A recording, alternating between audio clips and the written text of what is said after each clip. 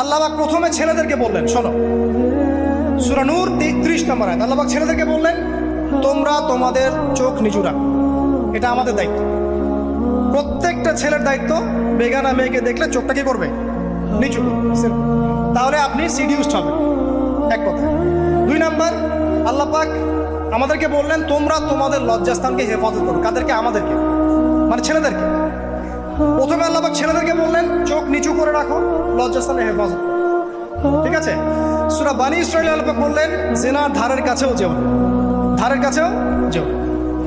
আল্লাহ পাক আরো বললেন, যদি কেউ জিনা করে ফেলে, সূরা নূরে, তাহলে তাকে 100টা বেত্রাঘাত করতে হবে। কয়টা? 100টা, এবং 1 বছরের জন্য তাকে বহিষ্কার করতে হবে। আল্লাহ পাক শাস্তিও দিলেন, শুধু তাত্ত্বিক বিধান দেন নাই, শাস্তিও দিয়েছেন। কারণ শুধু তাত্ত্বিক বিধান দিয়ে হবে? আমি যদি ওয়াজ করে বেড়াই, ভাই মদ খায় না, মদ খায় না, কোনো শাস্তি না অ্যাপ্লাই করি, তাহলে কি মদ ছাড়বে মানুষ? আমরা যদি বলি হত্যা করা মহাপাপ, মহাপাপ, দুর্নীতি করা মহাপাপ, মানুষ দুর্নীতি ছাড়বে? ছাড়বে না, যতক্ষণ না শাস্তি নিশ্চিত করা যাচ্ছে। আল্লাহ পাক তাত্ত্বিক কথা শুধু বললেন না, শাস্তিও নিশ্চিত করলেন।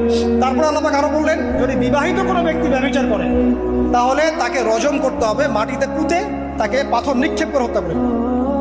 ঠিক আছে? শাস্তি। এরপরে দেখেন আল্লাহ পাক মেয়েদেরকে বলছেন, মেয়েদেরকে বলছেন, তোমরা মূলত ঘরে থাকো। যদি বাইরের পরিবেশ তোমাদের অনুকূলে না থাকে, তোমরা ঘরে অবস্থান করো।